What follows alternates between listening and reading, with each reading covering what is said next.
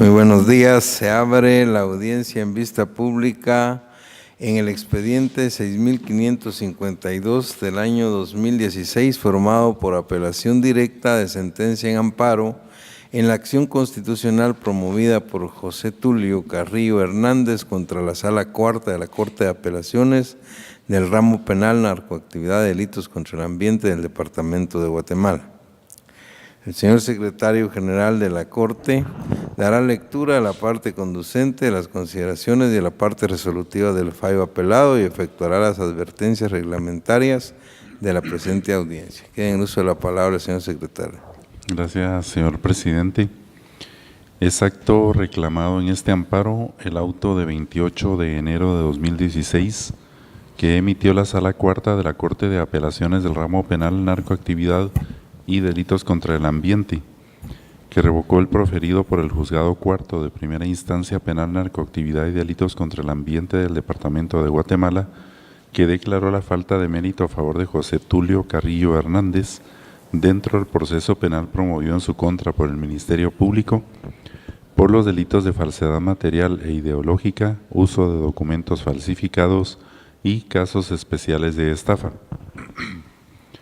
La Corte Suprema de Justicia, Cámara de Amparo y Antejuicio, en su sentencia de primer grado fechada el 12 de octubre de 2016, consideró: la Sala Cuarta de la Corte de Apelaciones del ramo penal narcoactividad y delitos contra el ambiente, al emitir el acto cuestionado, hace sus consideraciones respecto de los aspectos señalados, se apegó a lo regulado en los artículos 11 bis, 272, 404 y 409 del Código Procesal Penal, principalmente al establecer que no se daban los elementos para decretar la falta de mérito a favor del sindicado, siendo necesario continuar con la etapa de la investigación, estableciendo también que en el contexto del acto reclamado se observó relativamente lo regulado en los artículos 147 y 148 de la Ley del Organismo Judicial en cuanto al cumplimiento de los requisitos que debe llenar una resolución de segunda instancia, por lo que esta Cámara considera que en cuanto a los aspectos antes indicados que constituyen parte de la inconformidad de la solicitante, no procede la protección constitucional solicitada. No obstante lo anterior, este Tribunal Constitucional considera importante señalar que la Sala impugnada, al momento de proferir la parte resolutiva del acto reclamado, incumplió con lo regulado en el artículo 409 del Código Procesal Penal, específicamente en cuanto a su obligación de resolver el recurso de apelación en lo pertinente a la declaración de la procedencia o no de la falta de mérito que le fuera otorgada al postulante y que fue el motivo de solicitar su intervención por parte del postulante a través de su recurso de apelación, y que su actuar relacionado con ordenar al juzgado de primera instancia que emitiera la resolución correspondiente se apartó de su obligación como tribunal de alzada en cuanto a resolver lo pertinente con el artículo antes citado, variando de esta manera las formas del proceso y que se traduce en una clara violación al artículo 3 del Código referido. La Corte de Constitucionalidad se pronunció en casos similares al señalar que, abre comillas, los efectos de la apelación en cuanto a lo establecido en el artículo 409 del Código Procesal Penal son de confirmar, revocar, reformar o adicionar la resolución que conoce en alzada, debiendo emitir una resolución fundada para ello, y en el caso que revoque, reforme o adicione debe emitir la resolución que por el conocimiento de alzada sustituya la decisión originaria. Por lo que en el presente caso y con base en el artículo 42 de la Ley de Amparo, Exhibición Personal y de Constitucionalidad, se advierte de oficio que la autoridad cuestionada con la emisión del acto reclamado le dio a la acción recursiva instada por el sindicado un efecto distinto a lo estipulado en la Ley Procesal Penal, puesto que en la parte resolutiva ordena que el juez de primera instancia emita una nueva resolución, efecto que no está regulado para el recurso de apelación, y no observando la autoridad cuestionada con su actuar las formas del proceso, transgrediendo con ello el artículo 3 de la ley ibidem. Cierra comillas, sentencia de 19 de marzo de 2013, expediente 752-2012, criterio que también fue externado en los expedientes 112-2013 y 1871-2014. No obstante lo considerado al hacer las consultas respectivas al Juzgado Cuarto de Primera Instancia Penal, Narcoactividad y Delitos contra el Ambiente del Departamento de Guatemala, se estableció que en resolución de 20 de julio de 2016 se dictó auto de procesamiento contra el postulante, tal como lo ordenó la Sala en el auto de 12 de agosto de 2015. De conformidad con lo anterior, este tribunal concluye que la presente acción debe denegarse, en virtud que no tiene objeto otorgar el amparo solicitado, toda vez que en las actuaciones materiales establecidas por esta Cámara en el proceso penal correspondiente, se determinó que ya se cumplió con la orden de la Sala. Se cumplió con lo ordenado por la Sala cuestionada en la presente acción, lo que implica que sería contraproducente otorgar la protección constitucional, dado que, aun cuando dicha autoridad impugnada haya incurrido en violación del derecho de defensa y debido proceso del amparista, el juzgado de primera instancia acató la orden y resolvió lo que en derecho corresponde, por lo que la presente solicitud de amparo debe denegarse. No procede la condena en costas al amparista en virtud de no existir sujeto legitimado para cobrarlas, siendo pertinente únicamente la multa al abogado patrocinante. Con esos argumentos, el tribunal acuó al resolver, indicó, deniega por notoriamente improcedente el amparo solicitado por José Tulio Carrillo Hernández contra la Sala Cuarta de la Corte de Apelaciones del Ramo Penal Narcoactividad y Delitos contra el Ambiente. En consecuencia, no se condena en costas al interponente, le impone multa de 1,000 quetzales al abogado patrocinante Carlos Antonio Pop Ac, quien deberá hacerla efectiva en la tesorería de la Corte de Constitucionalidad dentro de los 5 días siguientes a partir de estar firme este fallo, cuyo cobro en caso de incumplimiento se hará por la vía legal correspondiente. De conformidad con lo que establece el artículo 67 del Acuerdo 1-2013 de esta Corte, quien haga uso de la palabra en esta audiencia deberá dirigirse directamente al tribunal y expresar sus alegaciones en forma oral de conformidad con el objeto de la vista pública previsto en el artículo 61 del citado acuerdo y no dar lectura a ningún documento salvo que para ello cuente con autorización previa del señor presidente. Deberá concretarse al asunto planteado, ser breve, conciso y preciso en su exposición. Para la exposición de alegaciones, cada una de las partes intervinientes cuenta con un tiempo máximo de 15 minutos. Es todo, señor presidente. Muchas gracias, señor secretario. Pueden hacer uso de la palabra el solicitante del amparo, apelante y requiriente de la vista pública, José Tulio Carrillo Hernández, quien comparece con el patrocinio del abogado Carlos Antonio Pop Ac, quien queda en el uso de la palabra. Gracias, su señoría. Honorables magistrados, esta representación ha sustentado la presente impugnación del recurso de apelación de sentencia de amparo en virtud de las violaciones claras en que ha incurrido la Honorable Corte Suprema de Justicia, Cámara de Amparo, al resolver la presente impugnación. Respetuosamente hago mención respecto de lo que hemos escuchado en la lectura del señor secretario de esta Corte, cuando la Sala deniega el amparo en virtud de que dice ya se cumplió lo ordenado por la Sala Cuarta, es decir, que lo que ordenó la Sala Cuarta y se impugnó fue inmediatamente cumplido por el juzgado, aun cuando existen violaciones. La pregunta muy concreta es cuando esto ocurre, si ya cumplió la Sala, aún existiendo ilegalidades, debemos cerrar los ojos y asumir que eso es válido. Si ese es el derecho, honorables magistrados, realmente creo que tendríamos que tirar toda la jurisprudencia, todo el sustento jurídico de este país, porque entonces, basado en un simple criterio, en un solo borrón, debe persistir la impunidad y debe validarse la actuación de funcionarios públicos. Honorables magistrados, este caso ya lleva 12 años de discusión jurídica y más de 20 años en una discusión administrativa. Esto nace como consecuencia de un proceso penal iniciado en el año 2005 como respuesta del Estado de Guatemala ante la denuncia en el sistema interamericano.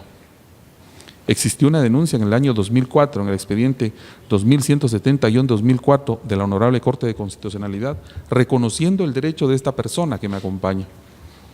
Y se le ordenó al Estado de Guatemala entregarle su propiedad, porque la estaba usurpando la Dirección General de la Policía Nacional Civil. Ante eso, el Estado de Guatemala inicia un proceso penal.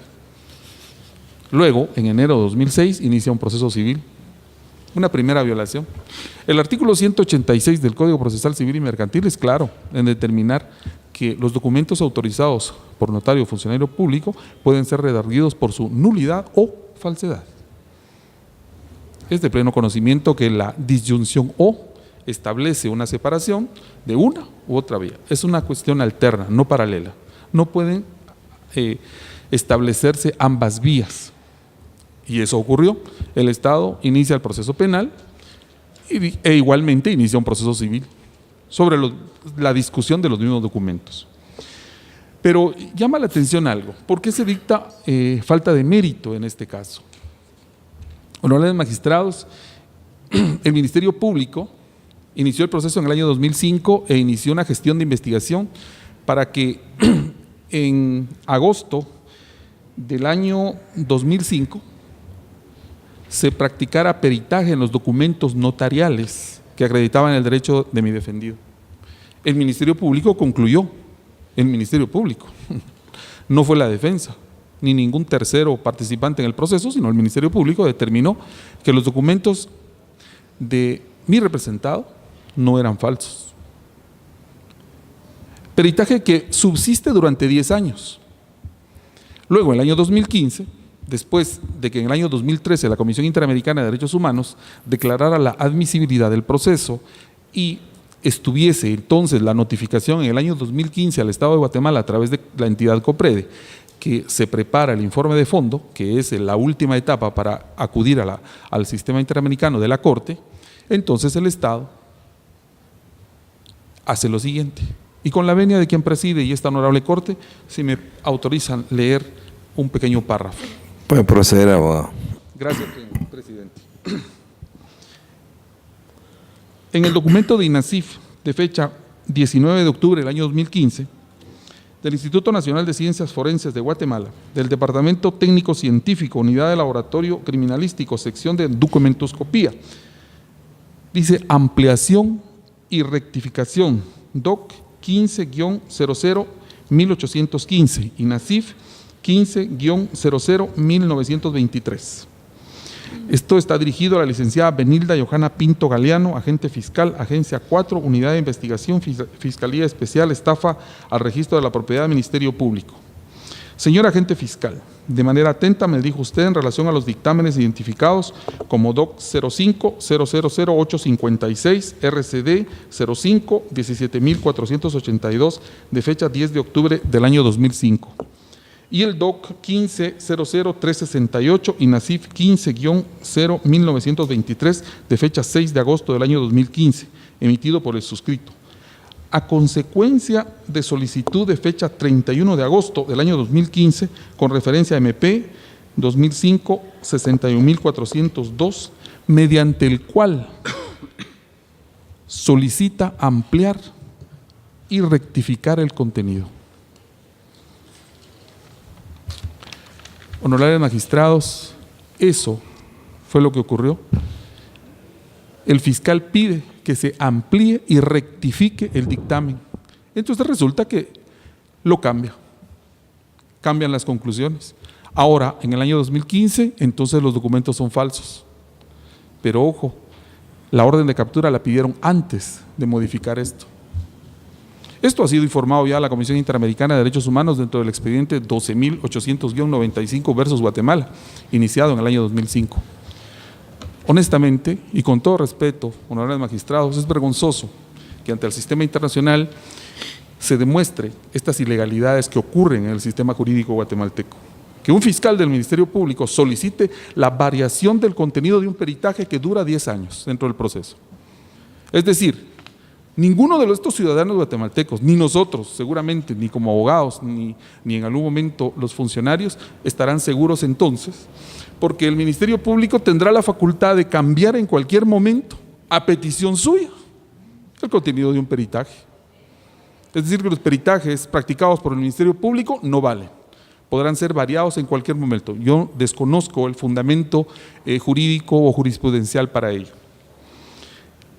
Ante esa situación, planteamos entonces en la audiencia de primera declaración, en la cual detienen a mi defendido, ante la honorable juez Quinto, que conocía por el periodo de vacaciones. E igualmente sustentamos en que si se discutía la falsedad, escuchamos que el Ministerio Público estaba persiguiendo por falsedad material e ideológica, estaba persiguiendo por uso de documentos falsificados y por caso especial de estafa. De todas formas, aun cuando el Código Penal señala que la pena a perseguir y se puede extinguir la responsabilidad penal en un periodo no mayor de 20 años.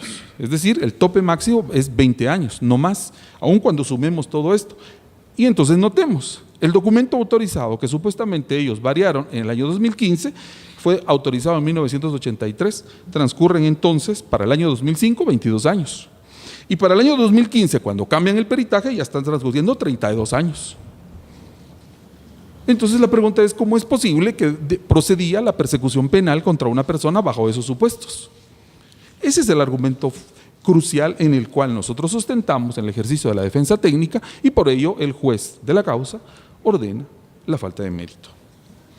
Ante esto, ha habido una cantidad de recursos de parte del Estado de Guatemala. Aquí van a escuchar que esa resolución fue dictada en el ejercicio de sus funciones. Perdone, ¿no sería correcto especificar cuáles fueron los argumentos muy claros en los cuales un juez debe resolver? Aun cuando pasó, la misma ley de amparo señala que aun cuando haya ocurrido la gravedad y el daño en las resoluciones judiciales, incluso en el ejercicio de la función jurisdiccional, es susceptible de otorgarse una resolución en el ámbito constitucional. Honorables magistrados, el derecho al debido proceso lo tienen todos los ciudadanos. El derecho al debido proceso es un principio en el cual se instaura uno de los principios democráticos o pilares para esta república, para este país. Si permitimos que eso continúe ocurriendo, y todo con el afán, un único afán, el Estado de Guatemala no quiere cumplir una sentencia constitucional dictada en el 2004, porque no quiere entregarle su propiedad, y solo el Estado de Guatemala ha demostrado en el sistema internacional el ejercicio del poder absoluto. Lamentable, pero este es nuestro país, y quisiéramos que eso cambiara. Quisiéramos que los juzgadores de hoy en adelante tuvieran como primacía el contenido de la jurisprudencia, el contenido de las garantías y principios constitucionales. Hemos hablado de la convencionalidad, pero realmente a la hora de dictar resoluciones no existe la convencionalidad, no existe la dimensión de los principios y garantías. Recuerdo el contenido de la sentencia Almonacid y Arellano y otros versus Chile, en donde se establece la primacía del contenido de la convencionalidad como jurisprudencia para todos los países del sistema interamericano. Y por eso quisiera, con la venia de quien preside, que me permita leer este último párrafo. Proceda, por favor. Gracias, presidente. En el examen de esta materia es preciso tomar en cuenta la operación del principio de legalidad en el ejercicio de la función pública que gobierna la actuación de los funcionarios del Ministerio Público. Deben sujetar su actividad a los fundamentos normativos definidos en la Constitución y las leyes y velar por la correcta aplicación del derecho y la búsqueda de la verdad de los hechos sucedidos, actuando con profesionalismo, buena fe, lealtad procesal, considerando tanto elementos que permitan acreditar el delito y la participación del imputado en dicho acto, como también los que puedan excluir o atenuar la responsabilidad penal del imputado. Esto está contenido en la sentencia del caso Asualdo Castro versus Perú. Es una sentencia dictada el 22 de septiembre de 2009 por la Corte Interamericana de Derechos Humanos. Honorables magistrados, la aplicabilidad en este caso es que en el caso Castro versus Perú, efectivamente, la persona solicita ante el sistema interamericano conocer un caso y el Estado, el del gobierno del presidente Fujimori y del señor Montesinos persiguen e inician un proceso en contra de quien está reclamando por violación a derechos humanos. Tristemente, este caso es similar. Eso es lo que está pasando. El Estado de Guatemala entonces está constituyendo un caso, tan así que todavía tenemos pendiente ahora, como consecuencia de esta resolución, el proceso penal vigente. Honorables magistrados, nuestra petición muy concreta es que luego de revisadas estas violaciones, basado en lo que establece la jurisprudencia constitucional guatemalteca, el artículo 43 de la Ley de Amparo, esta Corte revoque la sentencia con todas estas ilegalidades. Aun cuando ya se haya dictado esta resolución y se haya cumplido, el daño continúa y persiste y es materia de violación de derechos humanos ante el sistema interamericano y por tanto podría ser eventualmente un mecanismo para ir remediando estas ilegalidades. En consecuencia, al revocar esta sentencia, se deje vigente la falta de mérito en el proceso en virtud de la ilegalidad de esta persecución. Gracias, honorables magistrados. Gracias, abogado Pop. Finaliza la audiencia con la intervención del Ministerio Público por medio de la Fiscalía de Asuntos Constitucionales, Amparos y Adquisición Personal a través de la agente fiscal, abogada Heidi Patricia Esteban López de Escobar, quien comparece con su auxilio y quien queda en el uso de la palabra. Muchas gracias, señor presidente. Buenos días, honorables magistrados y magistradas de la Corte de Constitucionalidad, señor abogado que me ha antecedido en la palabra. La Fiscalía de Asuntos Constitucionales está de acuerdo con la emisión de la sentencia de la Corte Suprema de Justicia, Cámara de Amparo y Antejuicio de fecha 12 de octubre del 2016, atendiendo a que en el presente caso, el hoy postulante, el señor José Tulio Carrillo Hernández, indicó en su oportunidad que era propietario de un bien inmueble en el cual fungía la Policía Nacional Civil. Sin embargo, ante la duda del derecho de propiedad, el Ministerio Público inicia la persecución penal, inicia la investigación y se le indicaron al señor, se le imputaron los delitos de falsedad material e ideológica, uso de documentos falsificados y casos especiales de estafa. El Juzgado Cuarto de Primera Instancia Penal, Narcoactividad y Delitos contra el Ambiente dictó la falta de mérito. Sin embargo, el ente persecutor viene y apela a dicha resolución, resolviendo la Sala Cuarta de la Corte de Apelaciones del Ramo Penal, Narcoactividad y Delitos contra el Ambiente, con fecha 28 de enero del 2016. Esta resolución es la que constituye el acto impugnado de la presente acción de amparo. Es de mencionar que la sala recurrida ha actuado dentro del ámbito de sus atribuciones, atendiendo a las actuaciones procesales que ha tenido a la vista y entrando a conocer cada uno de los agravios denunciados por el hoy postulante. Es así como advierte que la resolución emitida por la sala recurrida ha actuado de conformidad con sus atribuciones, atendiendo a lo preceptado en los artículos 11 bis, 272, 404 y 409 del Código Procesal Penal. Asimismo, esta institución estima que el presente amparo deviene improcedente porque el mismo no puede constituirse en una instancia revisora, atendiendo a las inconformidades que ya han sido dilucidadas y que se resolvió en su momento procesal oportuno en cuanto al recurso de apelación que planteara el postulante. En cuanto a la violación al derecho de defensa y debido proceso que menciona el abogado que me ha antecedido la palabra, se está dando el proceso penal en el cual él va a advertir una serie de situaciones que quiere sean dilucidadas mediante esta vía constitucional, lo cual, atendiendo a la jurisprudencia emitida por esta honorable Corte, no es procedente. Esas inconformidades y todo lo demás ha de ser advertido y ha de ser puesto en conocimiento dentro del proceso penal que se está siguiendo en contra de dicha persona.